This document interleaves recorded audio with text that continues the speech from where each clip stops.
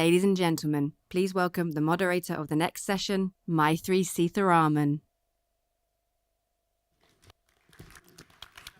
Hi, welcome everyone. I think the room is going to slowly start filling in because all of you very good people ate your lunch on time and turned up. Everyone who's a straggler will be punished. No, I'm joking. My name is Maithreyi Seetharaman. As you heard the voice of God tell you, I have been a GlobeSec Forum and Tatra Summit regular for neon, not maybe 20 years, but maybe half of that. I am very happy to be here to conduct a conversation that's very close to my heart as a global citizen, having originally come from the global south, as they like to call it.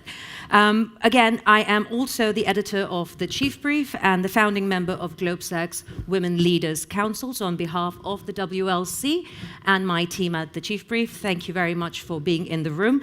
The global balance of power, we all know in this room, is shifting, and it's shifting faster than we can predict.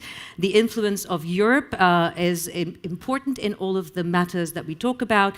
But again, the influence of emerging economies, the majority of the world, as we like to call it, or the rest of the world, is growing. And we need to acknowledge that. It is growing economically, politically, and also diplomatically. Europe is now at a crossroads. How does it remain competitive and a credible global partner while staying true to, quote unquote, its values? Is it time to change the way we actually here in Europe think about the rest of the world? Today's panel is really going to do a deep dive into the strategic recalibration that we need in Europe and the rest of the world needs from us to effectively engage with these emerging powers, navigate competition from actors like China and Russia, and ensure its relevance, Europe's relevance, in a rapidly evolving global landscape. So please, without further ado, help me welcome our very distinguished panelists. Jozef Síkela is the Commissioner for International Partnerships at the European Commission. Alberto van Klaveren, Stork, he is the Minister of Foreign Affairs in the Republic of Chile. Dr. Dino Djalal is the founder of Foreign Policy Community of Indonesia. Jaibal Naduvath is the Vice President and Senior Fellow at the Observer Research Foundation. Gentlemen, thank you so very much for joining us. We have an extra chair we will leave blank for our audience that will be participating. Also, I have not forgotten, Michael Tene, former Deputy Secretary General of the ASEAN. How did I forget you? I left you right there. That is completely on me. I was like, am I leaving that open? If I can kick off a conversation with one request from you, as usual, I will throw this open to the floor. I don't wait to the very end. I do try and involve you from the very get-go. So if you think that as our conversation progresses, you have an important point to make, please raise your hands. Make your question very short. No standing speeches, please. Your name, your organization, and a very quick question of who you're addressing it to. It's as simple as that in terms of rules. I will cut you off if you exceed that. If you are joining us online, again, you know how to do this. You can also use Slido. As I have been told, you've been sitting here long enough to know how to use it. I don't have to give you instructions. But if you're joining us online, please submit your questions, and I will take them if they're relevant to this panel. Let me kick it off, gentlemen, by asking you about the very premise that we are beginning this conversation with, which is the Global South. We've addressed it as Global South on my mind. Are we still, in a way, requiring a recalibration of how we think of the rest of the world if we're still using the phraseology of this wide-ranging Global South? Is everyone the same? Would you like to start us off with the ASEAN perspective? Sure, thank you very much. But first, what is Global South, basically? When we talk about Global South, we think about, for instance, the emerging economies. Most of the biggest emerging economies are part of the Global South. And if their current economic projection continues, perhaps in the next 10 years, most of them will be within the 10 top economies of the world. But beyond that, the Global South is about demography and population. Huge population, young population. If the Global South are able to develop, then they will be a source of wealth for the world. If they failed, you just think about migration and all the implications. So it's very important for the Global South to develop properly. Now, are you happy with the phraseology of Global South? No, absolutely not. I mean, where did it come from? I think that's the first question. So it traces back to around 1980 when the Independent Commission on International Development Issues presented the report, and Willy Brandt was the chairperson of that commission. So the Brandt report came out with this imaginary visual line around 30 degrees north latitude, which essentially said richer nations above that and not so rich nations below. But the problem with the definition is that it tends to flatten diversity and complexities that exist in a very Western way. In a very Western way, because historically we have seen the West trying to reduce issues to stereotypes, to symbols, and that becomes problematic. And therefore, I don't think the definition applies, really. So we need a new nomenclature. We need a new definition. We need nomenclatures like industrialized, industrializing, resource-rich, resource-poor, which actually reflect realities, rather than sweeping generalizations, which probably are easy for the layperson, but it is reductive at the end of the day. Is it reductive, Dino? Well, I prefer to use the term plural South, which is, I think, more accurate given the diversity of countries in the global South. And in the diplomatic world, sometimes we lump global South as one, but definitely they cannot act like G7.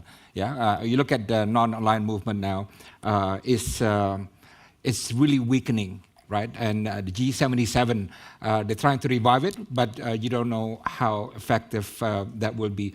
But I think the significance of Global South would be in the context if we talk about multilateralism, because then Global South have the numbers to uphold the mechanisms of multilateralism. And the second front would be in the regional form, because now in the world order, I see the world order as the building blocks consisting of regional architectures.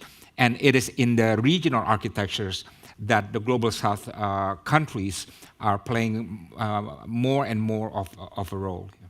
Mr. Stork, you're technically in the Global South. Yes, we are in the Global South, but it's a very general category, because it includes diversity, especially in economic terms, also politically speaking. I think we are speaking of very diverse realities. The concept is useful in the sense that it means that there are new actors within the international system, and that those actors can play an important role. Whether they do it globally or they do it more at a regional level, that's something to discuss, But the idea that there is a global South with unity, which acts in a unitary way, I think is really not a very correct idea. Well, you've heard the gentleman next to you, Commissioner. Is the fact that you're now dealing with a very, very shaky relationship across the Atlantic, which seems to change on a minute-by-minute basis, when you are recalibrating your mind to do the work that you do, how are you looking at the majority of the world that is waiting to do partnerships with you and the demands that they might have from you for those partnerships going forward? Well, I can say that I can be happy to see a lot of demand for more Europe and more European presence. And I don't know how precise we are with the definition of the Global South, but what is for me the most important thing is that the future of the global growth will come from the Global South. So by 2030, we will see 5.3 billion people creating a global middle class, and they will come from the Global South, from Asia, Africa, and Latin America.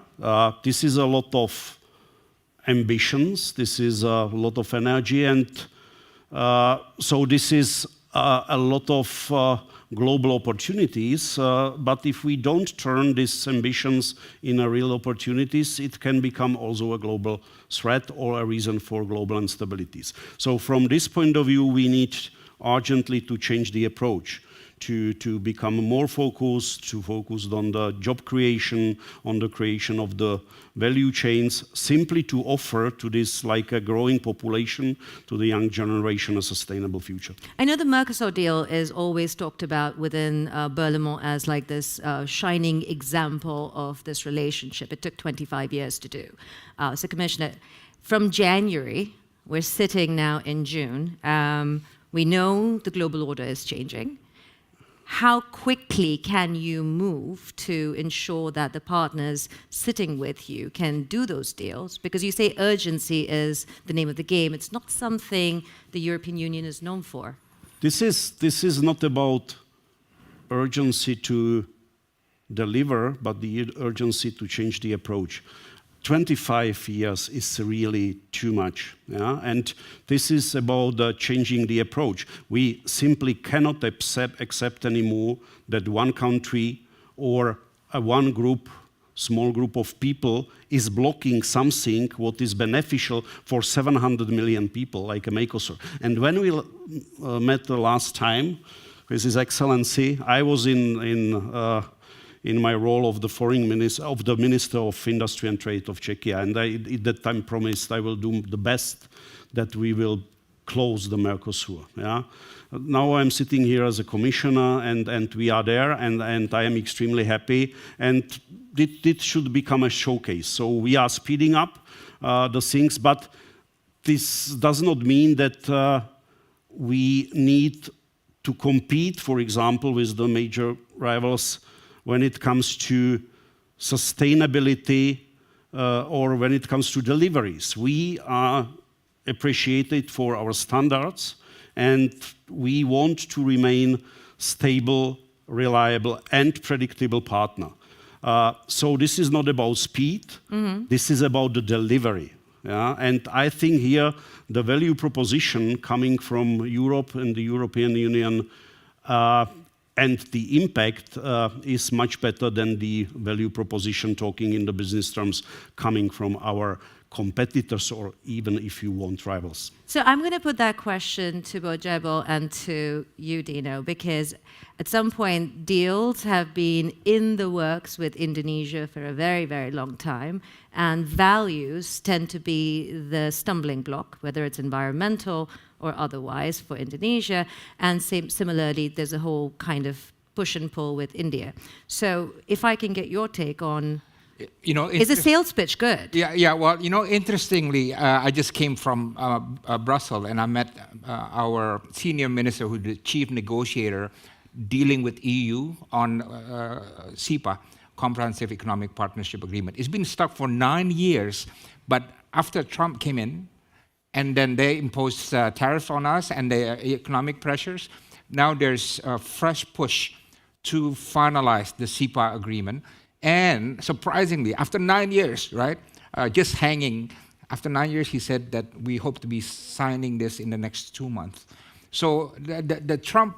The Trump effect is real. Is real for countries in the global south. They are looking for EU, and we do have some issues, yeah, on CBAM and others, but we're finding a way around it, giving a strong push for us to come to terms together.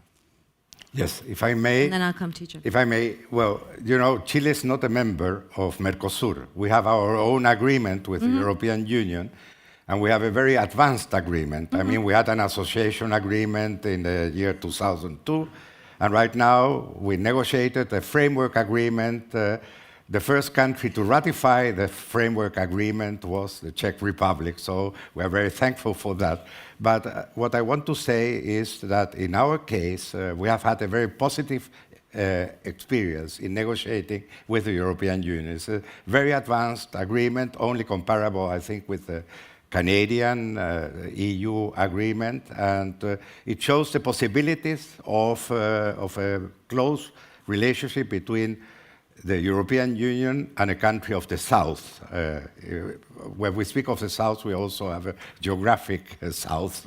But were you looking, sir, at the values of the European Union in doing that deal, or were you looking at the value that they were offering to you? Well, we were I've stolen looking a line from Jaibal's notes. at both. I mean, and the values of the European Union we share absolutely as a country. And I think many Latin American countries do share those values. And for that reason, it's very important, that countries understand in Europe that within this new geopolitical context, there is a big potential for the relations with Europe and a big need for Europe to be more active and more present in a region like Latin America. Jaibal, you want to come in on this? Yeah, I want to engage with the commissioner and the whole premise of agility. Europe has a larger problem. Europe can be likened to an unraveling chemistry experiment. In chemistry, you need different chemicals to come together in particular quantities and interact in particular ways for specific outcomes. So is agility a problem? Agility is a problem. Mercosur deal took 25 years, it's still not ratified. 6 years it has taken from agreeing on the deal to the political agreement. In 6 years, China has operationalized an 8,400 kilometer railway from Xi'an to Tehran, and with significant geopolitical implications. The India-EU deal is in the work for 20 years. So is agility a problem? Agility is a problem, but agility alone is not a problem. The Japanese investments take time. Japanese have got this cultural value of what they call the Shinrai Kenkei, which means relationships built on trust. So when Japanese investments come in, they take time. They're a good time coming. But once they come in, they stay put. Irrespective of the cycles of loss and gain, cyclical loss and gains. So agility is not a problem, and Japan has shown that. Is trust a problem? So Europe goes to, I just want to look at the Global Gateway and BRI, for instance. Global Gateway is positioned as a values-based alternative, and I'm talking about Southern perceptions here. Europe, Global Gateway is positioned as a values-based alternative to BRI. But if you look at the criticisms around the Lobito corridor, for example, it is facing the same set of concerns on resource plundering, for example. Conversations have been framed around that. If you look at some of the deals which EU has struck in Africa, I want to quote Denis Mukwege, who's a 2018 Nobel laureate, who accused EU of hypocrisy in relation to its values when it struck a minerals deal with a certain country. So is values a problem? Is trust a problem? No, because a lot of countries have trust issues with China, but they still deal with China. So while trust is a problem, trust is not the only problem. Similarly with pragmatism, you have the carbon border adjustment mechanism or the deforestation, and these issues are seen as being protectionist. So fine, pragmatism is an issue. You can't talk to somebody to make friends and then you have a CBAM which is viewed as protectionist. But then there are many countries in the global south who have these issues, and they are for forging successful partnership with others. The problem with Europe is a credibility problem. It's not an agility problem, it's not a trust problem alone. It's not credibility, or it's not trust, or it's not agility, or coherence, or pragmatism. Credibility in what way? What does Europe stand for? Nobody knows. Europe is seen through historical lenses. The 500 years of colonialism and probably 2,500 years of Orientalism, right from the Greco-Persian Wars. Europe is seen from that lens, unfortunately. So let me ask you this, Commissioner. How would you, or how are you dealing with that issue? Because you're going into these countries, and it is now, thanks to social media, even more so of a movement. I'm happy, I'm lucky because I'm not facing credibility problems. So maybe you can tell me more than afterwards. I'm facing a huge demand. And basically the demand coming from the fact that our competitors are becoming extremely aggressive and extremely transactional. And basically the value proposition of partnership of equals, the plan to invest not only in the hard assets, but mainly to ensure a know-how transfer, invest in the education, invest in the healthcare. These are not the things where we are suffering because of not having a credibility. Europe has been by far the biggest supporter of the development assistance. 6% of the population with the 16% of the global GDP, is delivering 42% of the development assistance. If the US withdrew their 50 billion, or maybe not fully, but only 40 billion, our share of the development assistance will by nature increase to 60%. Is it credible? Is it not credible? Maybe the issue is that we were too silent about talking the things we are doing. And this is something what we have to change. This is the urgency, the communication, simply to communicate in better way the impact we have, because our plan is not to entrap. Our plan is to empower our partners. Therefore, basically, we are discussing with the local authorities, with the local governments, what do you need, where we can help, what is the mutual benefit for the European companies, for your communities. Yeah? So we don't want to rule. We are basically sticking to our values, we are sticking to our standards, but the credibility is mainly given by delivery. And let's talk in few years if we are able to deliver or not. You know, to grant a loan very fast for not favorable conditions, and I am a former banker, 30 years, loan is like a fire. Very good servant, but very bad master. So if you grant a loan to somebody knowing that he will not be able to repay, in order then to negotiate much favorable conditions for you, and let's see the examples, the ports in Sri Lanka, now 99 years rented for China, which can do with them. But is it the issue of credibility? Not in my eyes.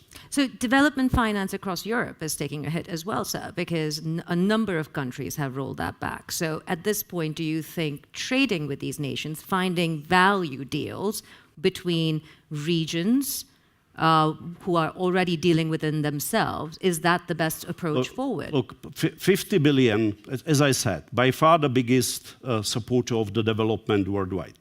But the gap to the sustainable development goals is too huge, 4 trillion.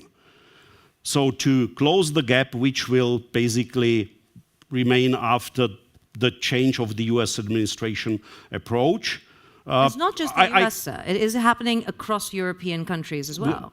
Our message is we will remain, so we are sticking to our commitments. This is the first message. We will not change already committed things. The second message is we will stay reliable and predictable partner. Our interest is to mobilize 300 billion, 150 Africa, the second half for Latin America and Asia. And the third message is we are now looking where is the biggest problem. We definitely will not take over the role of the payer or sponsor of the last resort, but we are basically looking where we can help in order to avoid really bad things. So let me ask you this, Michael. How can they help? Because we have a question in from the audience that very nicely ties into my question, which is how can Europe and North America, let's talk about Europe in this case, engage countries of the global south, let's talk about ASEAN, more actively? Should this engagement be done on a bilateral basis or collectively, especially when you have ASEAN countries that really, as you said, can't really speak in one voice already because of their own internal issues. So how do they deal with you? First of all, trade is a good way to develop partnership. And I think Europe is a good partner for many parts of the world, and they're also looking to have a good partnership with Europe. But first, when we talk about partnership, especially a strategic partnership, it is based on either close military cooperation or close economic cooperation. Free trade embodies a very close economic cooperation, but it goes beyond just trade, creating wealth. It's also a basis for trust. When we talk about strategic partnership, there is inherent in that kind of relation, not just the nomenclature, but the real partnership is about trust. And having a free trade agreement, it's not possible if you have no trust against the other party, that they will comply and of all the agreement, implementing all the agreement. So trade is a good basis to develop trust. So I have no, I mean, talking about what comes first, trust, values, I mean, just go ahead. We build trade, the more we are integrated, it will come naturally, the trust and everything. ASEAN, we are thinking about having a free trade agreement with EU for quite some time, but there are some difficulties. The approach, I think, from the EU have been to also develop free trade agreement with key ASEAN member states, which is already, I think it's a good approach because it is a building block that can eventually be used when the time is right to have a free trade agreement between ASEAN and EU. But the key here is that when we talk about free trade, it should go beyond just creating wealth. Yeah, it's also part of building trust among the partners. Do you think that's going to aggravate situations within the South China Sea if there is an agreement such as that? Or do you think that will be somewhat of an asset for the ASEAN countries if they can move fast enough? Well, I don't think it has to do with the South China Sea. Yeah, South China Sea is a different issues. We have good... Let me politely say China. All right. ASEAN have a free trade agreement with China. Yeah. Yes, we have a problem. Some of our members have a problem in South China Sea about the maritime borders. But they also have a very close relationship with China in terms of the economic cooperation and other areas. So we should not look at this issue as one that can that if one area is not working, then the whole area is not working. It's not that way. It doesn't work that way. There are many areas in which we can work together, and there are other areas in which we acknowledge differences and we work towards addressing those differences. And I think having a good trade relation with China helps both China and ASEAN to manage the situation when differences arises. Without any counterbalance from a good relationship in trade, for instance, then small conflict can easily aggravate. Dino, you wanted to come in? Yeah, first I agree with you, Commissioner, that Czech doesn't have a credibility issue. I think everybody in the world loves Czech, but please allow me to be candid, because I joined Foreign Ministry 30 years ago, and there is this perception that reflects what Jaibal said, that Europe tends to be excessively value judging, right? And in fact, during my time, when decades ago when I was a diplomat, the reputation of Europe was too patronizing and using a lot of economic aid for political conditionality. Yeah, and we find it hard to deal with that, but we had to. Yeah, but that perception, I think maybe Europe has changed. I don't know. Yeah, but that perception remains among parts of the global South. And the second point is this: we have Asia-Africa process, yeah, and if you notice what is interesting, Asia's engagement in Africa totally economic and social, and zero political interference, right? The Chinese, the Japanese, the Indian, the Indonesian engagement in Africa, right?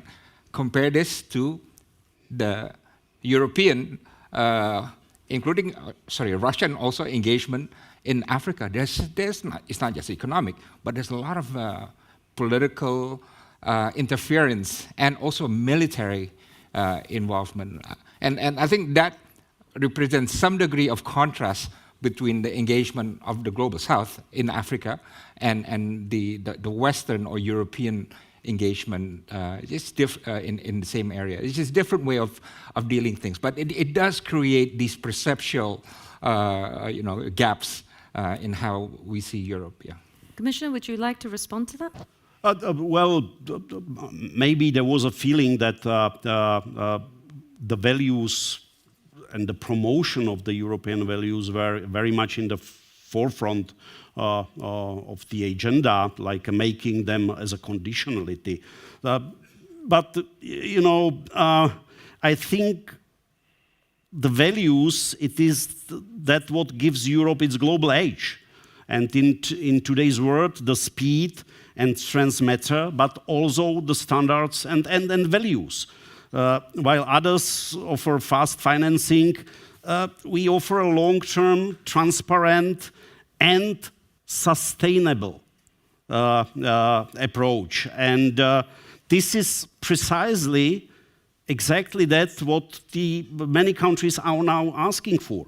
By embedding democracy, the human rights or climate responsibility in our partnership, we build resilience. We build resilience globally, we build resilience regionally, we build resilience for us, and we build also trust, both with our partners, but also with our citizens, which is extremely important because we need a mandate from our citizens, from our voters, because we are usually working not only with private money, but also with public money coming from the European taxpayers in order to basically invent and to support the things in other continents. So we need a balance. We need to do things beneficial for our partners, but also to create an understanding that these investments are not only strategic for the Global South, but are also strategic for Europe.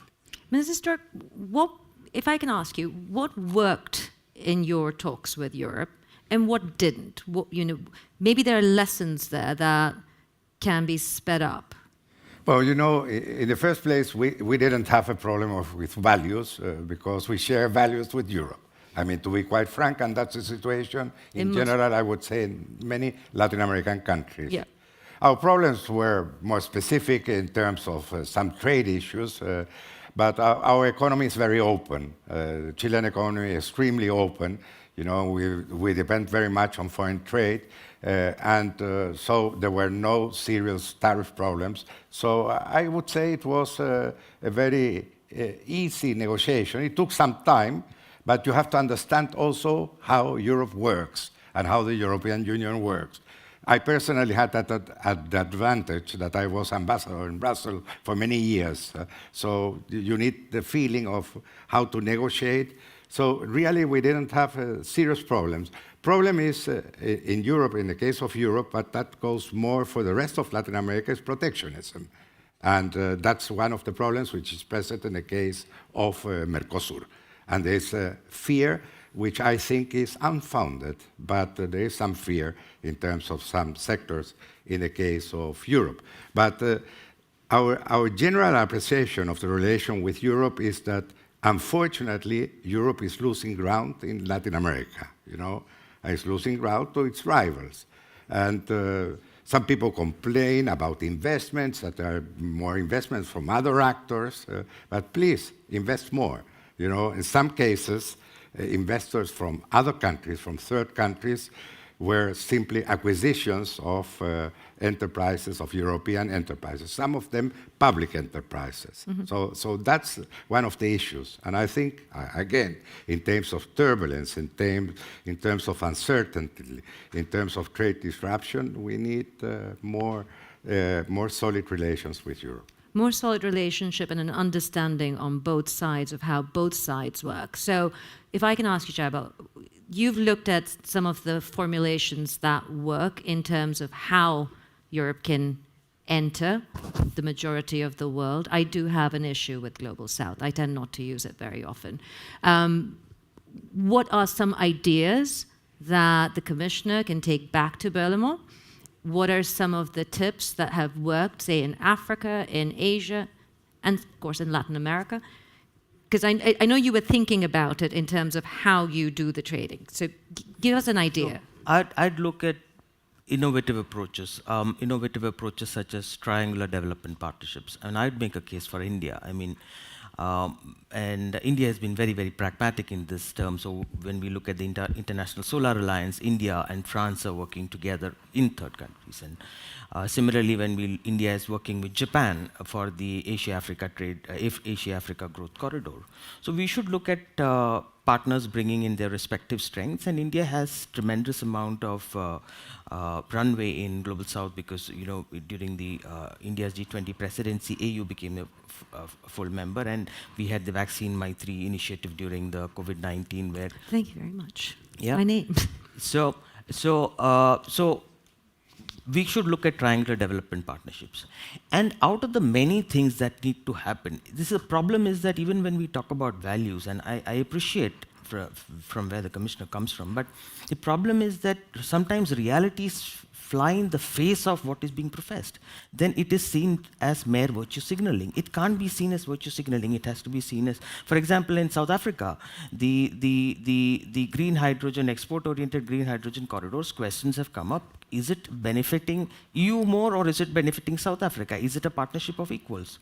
The minerals extraction deals which EU has signed with certain countries, there are questions about which are the nations that EU has signed with and how is it impacting indigenous communities. So we need to address this. I don't know, like the commissioner said, it's a communication problem. Probably it's a communication problem, but these are real problems. And this is the voice of the Global South, and it is time that Europe sits and listens to it.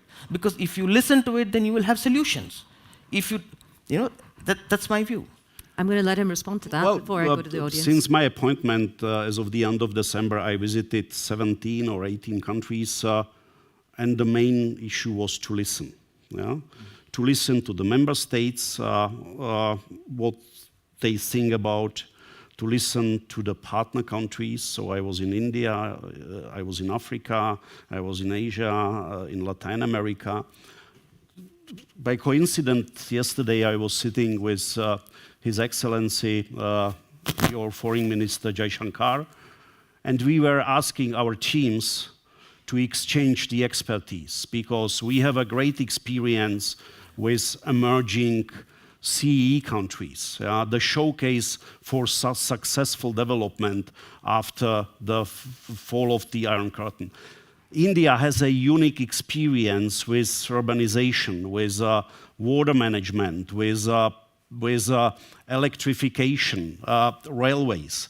So we asked our teams to meet very fast, to meet this month, to identify basically areas where we can exchange the expertise, where we can team up for like a joint things, joint projects, for example, in Africa.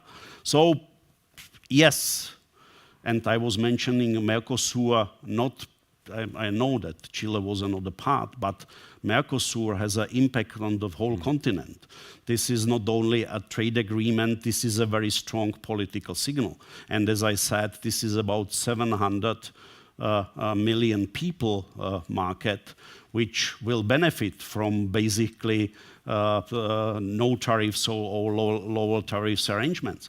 And yes, we do not have additional 25 years to negotiate free trade agreements with all the partners we want to close them. So there is a certain level of urgency.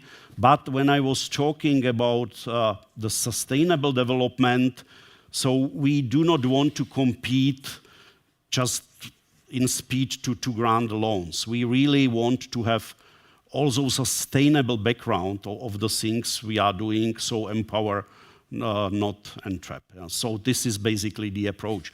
And green hydrogen, there is currently not a takeoff, so I don't think that this is beneficial for European companies, because in some of their investments they are still burning money. So it might become beneficial in the future, and this is investment in the future. So also here in this area I tend to disagree.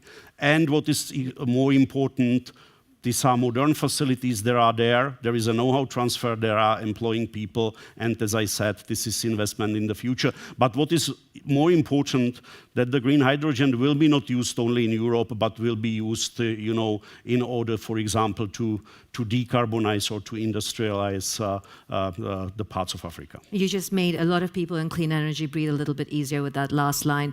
If I can ask you, Michael, there's a question in from the audience, and I want to get a perspective from the ASEAN group, because I think it's easy to get the perspective from the EU, because this looks like a question for the commissioner, but I'm going to put it to you. Are the EU investments and the EU market turning away from being a normative tool to a geopolitical one? Is that the perception within the ASEAN? I think we are very pragmatic. I think what we are looking for, especially from our population perspective, is to create growth, economic growth. That's our interest. And that is when we are looking at a partnership, trade, and others. That is what we are looking, whether this partnership can help us to grow, to develop. So that is the one from our perspective. Of course, there are geopolitical considerations, the context, but the fundamental interest for us is for our economy to grow, for our huge population to have a good welfare people. And in this context, we are open for all investment, all trade access from all partners that are willing to work with us. And in this, I just want to highlight the importance of market access. Investment is very important. But in the end of the day, we need to sell the product. The domestic market is not enough. And this is actually where I think if EU wants to be a substantial partners, this is where they can do. More importantly, at least from the way I look at it, more important than development aid or investment, it's market access. Once you give market access, everything will come all together. Yeah. But without access, it's useless. And here I want to say, EU, yes, they have a high standard, whatever it is. Basically, it's another form of non-tariff barriers, environmental standard and everything.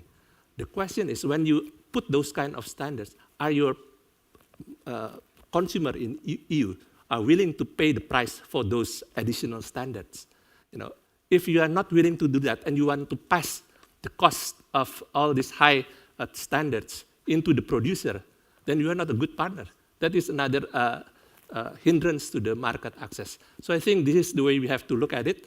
Why China is a huge, important partner for many of the developing countries. Yes, China produces a lot, but they import a lot. And what do they import? Raw materials, agriculture products. These are the main produce from the developing world. Then China become a very, very strategic partner for the developing world, for ASEAN. There's a quid pro quo there at some point, and you're saying that needs to exist for the European Union. So let me follow that up with yet another question from the audience, which is also quite relevant. Then where do the BRICS fall into this picture?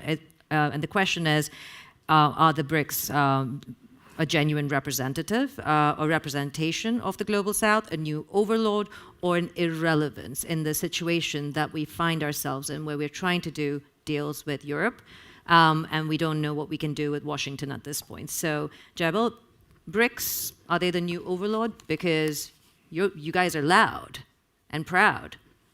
Okay, that's a good. Do we even use BRICS anymore? Is another question. Yeah, but absolutely. That's a whole new debate. The point really is, in any formation, nations come together because they see some form of benefit, and every member sees a benefit in it, and that's it. So whether it's the BRICS, whether it is any other such international multilateral forum, it's always about benefit, and nations are benefiting. The members are benefiting to whatever. So it's ultimately, so that then there's this whole question of how do you reconcile being with BRICS and at the same time being with other organizations which have got the West on it. No, it's just about benefit. If it benefits us, we'll be there. Again, value, value, value. So another question from the audience, if I can ask both Dino and the Minister. The question at this point is, what are the tangible values that the EU can bring to security in Southeast Asia, or again in Latin America? If I can put that to both of you. Again, let me be candid. I think any proposition on values coming from the Western world these days in the Global South is going to be met with severe cynicism after Gaza. I do a lot of polls on the ground, right? And the degree of double standard, perception of double standard is the highest that I've ever seen, right? So it's going to be a hard sell for anything that says this is our values, because The fact is, these values have been implemented very inconsistently, and only at the convenience of those who say so. So that's one thing. I think at this moment, anything, the most aligned thing that we can do is to be against protectionism, right? Again, what is coming out of Washington is a meism. It's all about me, right? And I think now it's on Europe, on middle powers of the global south, Chile included, of course, to say, look, we don't want protectionism, and this is what we're going to say in G20, this is what we're going to say in APEC, and so on. And the last point, again, this is, I think, this is a cold shower. Is that how you say it? Yeah. Look, I told this to my American friends. These tariffs that you impose on countries, it's not going to beat China. The game is lost already. Indonesia-China trade used to be on a par with our trade with the U.S., around 30 billion. And now, our trade with the U.S. remains at about 30 billion. After 1 decade, it still remains the same. With China, it went from 30 to 60, 90, 120, 150 now. It's going to 300. There's nothing the U.S. can do that can beat that number. Not just for Indonesia, but for Vietnam as well, right? So the point is, look, if you try to use these economic mechanisms as a geopolitical tool in accordance to beat China, it's just not going to work, right? And on many fronts, the game is lost already, as I just explained to you. The game and is I'm sorry to say that, yeah. Don't be sorry. You're stating an opinion that is coming from another part of the world that many have to listen to. Minister? Well, Security? I cannot speak for Latin America, but I can Chile. speak for Chile. Yeah. What can Europe do? Well, in the first place, we have to make the distinction between international security and internal security. International security is to uphold a rule-based system. I think that's very important in terms of non-proliferation, in terms of chemical weapons, etc. There are many coincidences, and we have to continue working with our European friends in that area, together with other Latin American and like-minded countries. I think that's very important. In terms of internal security, there's organized crime. And there's an agenda which we have to develop also with Europe, in terms of both Europe and Latin America and other areas are affected by organized crime. It's getting more and more transnational, and there we need more cooperation, on both sides. Oh, that's good to hear. So we've got a minute left, so I'm going to do another round robin. This needs to be a yes or no. Unfortunately, we're almost out of time, Michael. I would keep this conversation going. And the question comes from, it's an apt question to end this conversation on. It comes from Joanna Bryson, and it can be yes or no, or a max, actually yes-no question at this point. How does the panel feel about President Zelensky's call this morning for the entire world to fully economically shun those who accept 1 million casualties to assault others? Going back again to Dino's point that there are other conflicts happening around the world. Yes or no? I'm going to start with Dino. Another cold shower. Unfortunately, in the global south, President Putin is not seen as the bad guy anymore. You see the Prime Minister of Malaysia, the chair of ASEAN, visited Moscow. My president, the moment he was elected, he visited Moscow. This was last year. And that's the reality now. Jaibal? It's a lot more complicated. I'm going to skip that. You're going to skip it? Well, I'll just go back to what Dino said earlier about Gaza and compare it with Ukraine. How do we see it? That's my answer. The same, exactly the same. I mean, we stand for Ukraine, but we also stand for the plight of the Palestinian people. And Commissioner, final word. The situation in Gaza is very bad and very serious. However, I am coming from a country which is being occupied by the Soviet Union since '68. And in my eyes, Putin is a war criminal, and there is only one perpetrator, and there is only one aggressor when it comes to Russian aggression of Ukraine, and here is the thing for me pretty clear. I appreciate your candidness, and I appreciate you not wanting to participate in that answer as well, as it is your right. On that note, gentlemen, thank you very much. Please give them a round of applause. They have stuck to time. If you can stay seated for a second, because at this point, I have to make an announcement that the producers already told me to. We will be continuing here on the Jaibal stage right after a short video with our next session, and it's called Enlargement, Moving Towards Reality. Please don't go anywhere. That conversation is going to be fantastic. I will let the video play.